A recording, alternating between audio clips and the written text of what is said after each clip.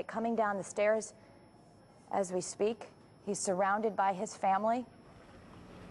Jennifer Hawke-Petit's sister. Let's listen to what he has to say.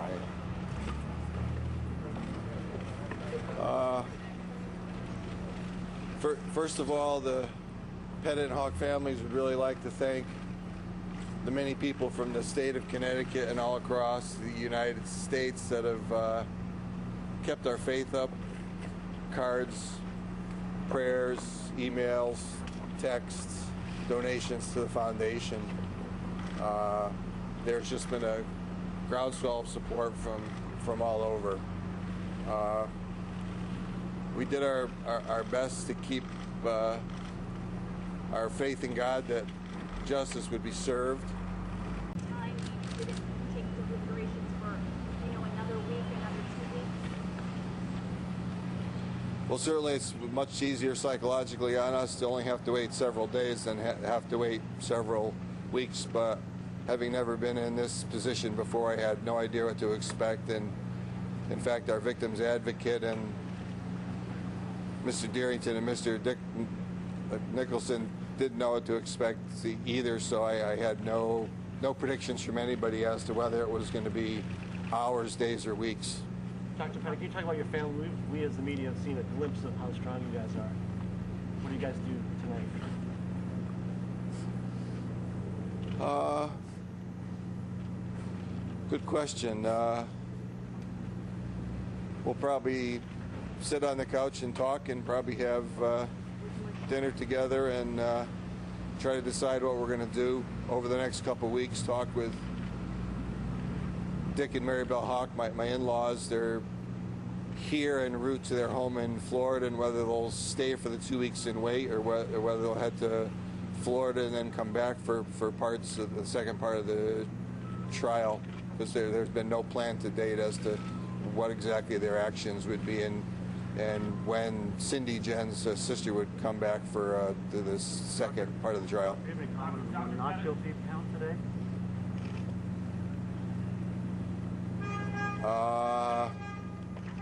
Who's that?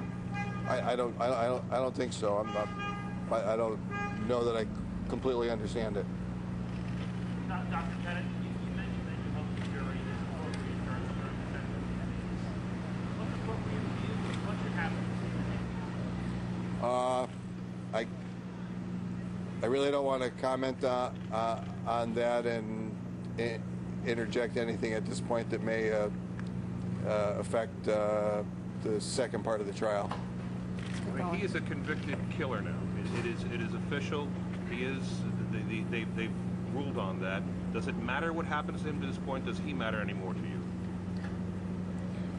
Well, what matters to me most is my family and my memories of my family, and trying to do good things through our foundation. I don't know, over the last couple of weeks I've just kept trying to tell myself that good will overcome evil, and we'll keep trying to do good things and try to refocus myself on the positive and stay away from the negative. Thank you, everybody. We're going to try and get home. Thank you. We'll be together. Thank you. Thank you so much.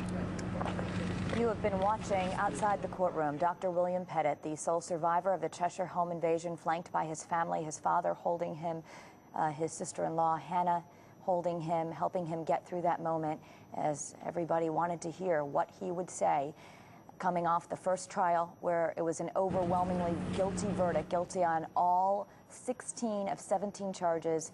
Arson was the only count that Stephen Hayes was found not guilty of.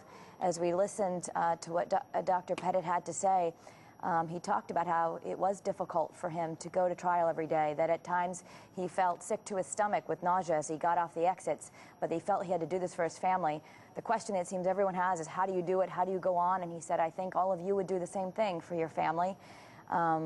He doesn't really know what he's going to do next other than focus on the time being. He said they would spend the evening together, and that he believes Jennifer Hawke-Petit is praying for the strength of her family that is still alive, and that he says what's most important to him are the memories of his family and some belief that he's hanging on to, that good will overcome evil as he tries to focus on the positive.